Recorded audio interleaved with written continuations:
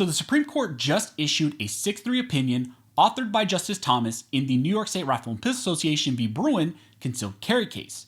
This is a landmark decision for the Second Amendment and strikes a death blow to various Second Amendment violations, but more specifically, may issue licensing schemes. So let's talk about this. But real quick before we jump into this video, if you agree with this Supreme Court decision, go ahead and hit that like button and subscribe. Also, I want to give a shout out to one of the main supporters of this channel, which is USCCA.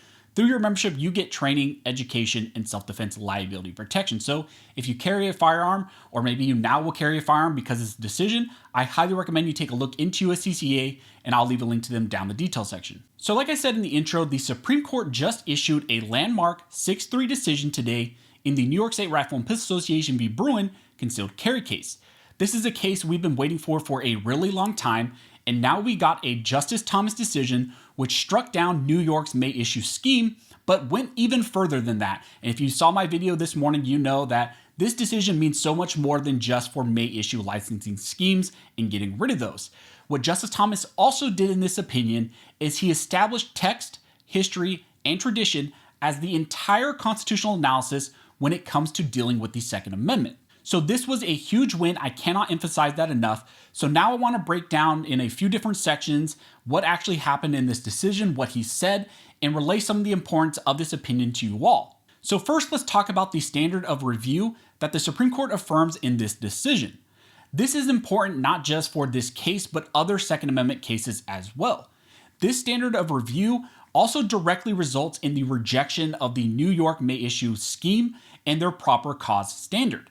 This dive into the appropriate standard review was something we were all really hoping for. We were hoping that Thomas and the court would get into this issue because we've seen a lot of lower courts go completely rogue with a standard review that was never considered in Heller and McDonald, and we were wondering if they would actually get into this issue, and in fact they have. Thomas stated in the opinion that in Heller and McDonald, we held that the Second Amendment and 14th Amendments protect an individual right to keep and bear arms for self-defense. In doing so, we held unconstitutional 2 laws that prohibited the possession and use of handguns in the home. In the years since, the courts of appeals have coalesced under a 2-step framework for analyzing Second Amendment challenges that combines history with means and scrutiny. Today, we decline to adopt that 2-part approach. In keeping with Heller, we hold that when the Second Amendment's plain text covers an individual's conduct, the Constitution presumptively protects that conduct. To justify its regulation, the government may not simply posit that the regulation promotes an important interest. Rather, the government must demonstrate that the regulation is consistent with this nation's historical tradition of firearms regulation. Only if a firearms regulation is consistent with the nation's historical tradition may a court conclude that the individual's conduct falls outside the Second Amendment's unqualified command, and that unqualified command is shall not be infringed. He then went on to state that despite the popularity of this 2-step approach, it is one step too many. Step 1 of the predominant framework is broadly consistent with Heller, which demands a test rooted in the Second Amendment's text as informed by history. But Heller and McDonald do not support applying means and scrutiny in the Second Amendment context. Instead, the government must affirmatively prove that its firearms regulation is part of the historical tradition that delimits the outer bounds of the right to keep and bear arms. So what does that all mean? What is Thomas saying there? Well, Thomas and the court just found that the 2-step approach, which liberal lower courts like the Ninth Circuit and Second Circuit have used in the past and have used to uphold various Second Amendment violations, they have found that that's invalid. The Supreme Court is directly striking down that approach and reaffirms and clarifies that the entire test is the text as informed by history and tradition. That is the entire step, period, end of sentence. You don't go beyond that. What that means is the door just opened to challenge all the state violations that have been upheld in the past using the 2-step approach. Think of issues like the California handgun roster cases, the California assault weapons ban cases, magazine ban cases, and so many more issues are now open to new challenges once again using the correct analysis, which is text as informed by history and tradition, not this 2-step approach that these courts have used in the past. And just in case the lower courts didn't understand the first time, Justice Thomas summarizes it once again before closing out this section of the opinion. He states, in sum, The Courts of Appeals' second step is inconsistent with Heller's historical approach and its rejection of means-end scrutiny. We reiterate that the standard for applying the Second Amendment is as follows. When the Second Amendment's plain text covers an individual's conduct, the Constitution presumptively protects that conduct. The government must then justify its regulation by demonstrating that it is consistent with the nation's historical tradition of firearms regulation. Only then may a court conclude that the individual's conduct falls outside the Second Amendment's unqualified command. Essentially, this places the burden back on the government, which it always should have been, to prove that something is outside of the absolute shall not be infringed protection of the Second Amendment. The only way a government could do that or show that is by pointing to a historical regulation that is similar in nature, which is a really high bar to meet. They're going to have to find some sort of historical or traditional analog for all these Second Amendment violations. Now, after the court clearly outlines the test that should be applied in the Second Amendment cases, they then apply it to the New York May issue scheme.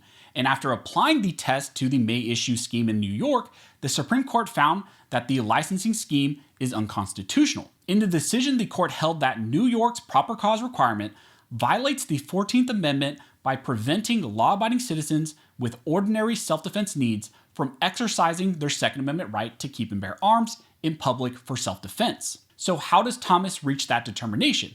Well, he says, in this case, petitioners and respondents agree that ordinary law-abiding citizens have a similar right to carry handguns publicly for their self-defense. We too agree and now hold, consistent with Heller and McDonald, that the Second and 14th Amendment protect an individual's right to carry a handgun for self-defense outside of the home. So right from the outset on this section of the opinion, they established that carrying a firearm out in public for self-defense is a protected right. After recognizing that public carry for self-defense is obviously protected under the Second Amendment, he then states, the burden falls on the respondents to show that New York's proper cause requirement is consistent with the nation's historical tradition of firearms regulation. Only if respondents carry the burden can they show that the pre-existing right codified in the Second Amendment and made applicable to the states through the 14th does not protect petitioners' proposed course of conduct, which is carrying concealed out in public for self-defense. He states in 43 states, the government issues licenses to carry based on objective criteria. But in 6 states, including New York and California, the government further conditions issuance of license to carry on a citizen's showing of some additional special need. The question the court faces is if that special need requirement has any historical support. Again, the test is there any historical basis or historical analog for this type of regulation? To determine that, the court does a deep dive into all the historical arguments put forward by the state of New York to justify their restriction. But the court ultimately concludes that none of these historical limitations on the right to bear arms approach New York's proper cause requirement because none operated to prevent law-abiding citizens with ordinary self-defense needs from carrying arms in public for that purpose. So essentially they're saying all this evidence and historical context and tradition that the state puts forward as a justification for this type of restriction, the Supreme Court says, nice try, but none of that justifies what you're actually doing. And because there is no history or tradition to support the proper cause standard, the court finds that the state of New York's may issue scheme is unconstitutional. That right there sets the stage for national shall issue being the baseline standard. However, even in this decision, Thomas stated that there is a potential that shall issue can violate the Second Amendment. There are shall issue schemes that would still potentially run afoul of the Second Amendment. So he doesn't preclude those types of cases being brought up and challenged. And he's not saying that this decision here is just saying shall issue across the board is the standard and shall issue can never be found unconstitutional. He's saying that there is still potential for that out there. I also want to note that there are some concurrences from Kavanaugh, Roberts, and Alito that clarify that this decision of the court does not do away with shall issue. They're specifically only dealing with may issue schemes here in this case. So they're pretty much trying to win over some sentiment by saying we're not going so far as to say permits are unconstitutional. We're just addressing this specific issue in this case, which is may issue licensing schemes. Thomas then concludes the opinion beautifully by stating, the constitutional right to bear arms in public for self-defense is not a second-class right subject to an entirely different body of rules than other Bill of Rights guarantees. We know of no other constitutional right that an individual may exercise only after demonstrating to government officers some special need. That is not how the First Amendment works when it comes to unpopular speech or the free exercise of religion. It is not how the Sixth Amendment works when it comes to defendant's right to confront the witnesses against him, and it is not how the Second Amendment works when it comes to public carry for self-defense. New York's proper cause requirement violates the 14th Amendment in that it prevents law-abiding citizens with ordinary self-defense needs from exercising their right to keep and bear arms. We therefore reverse the judgment of the Court of Appeals and remand the case for further proceedings consistent with this opinion. Now, there was another section of the decision that I want to discuss a little bit, and that had to do with sensitive places. This was also something we saw pop up during the oral arguments, and the state of New York almost took this position change where they were trying to say that this is simply a sensitive place restriction, and they were trying to qualify all of Manhattan and a lot of big cities in New York as sensitive places. That being said, they stated that respondents' attempt to characterize New York's proper cause requirements as a sensitive places law lacks merit because there is no historical basis for New York to effectively declare the island of Manhattan a sensitive place, simply because it's crowded and protected generally by police departments. They go on to state that expanding the category of sensitive places simply to all places of public congregation that are not isolated from law enforcement defines the category of sensitive places far too broadly. So here they're pretty much rejecting some of the arguments that were being made during oral arguments, and also some potential bills that New York was trying to pass in anticipation of this decision, trying to make anywhere where people congregate over 15 people. They were trying to make a bill that said you couldn't conceal carry in those situations. Here the Supreme Court saying there is no type of historical analog for a restriction even like that. So that is the opinion of the court. Now, the two main takeaways from this decision, if you take nothing else away from this video, this is kind of the main point. They found no historical basis for the New York proper cause concealed carry restrictions and therefore struck it down. May issue licensing schemes pretty much are a no-go from here on out. There is still potential for shall issue. They didn't eliminate shall issue schemes. They only dealt directly with may issue schemes, but they pretty much struck those down, finding no historical analog or no historical regulation that supports such a restriction. The court also expressly rejected the two-step approach and reaffirmed text as informed by history and tradition as the entire Second Amendment test, which is a big deal, not just for this case, but all other Second Amendment cases as well. And now you're going to see a slew of cases that are currently being changed because of this current decision by the Supreme Court.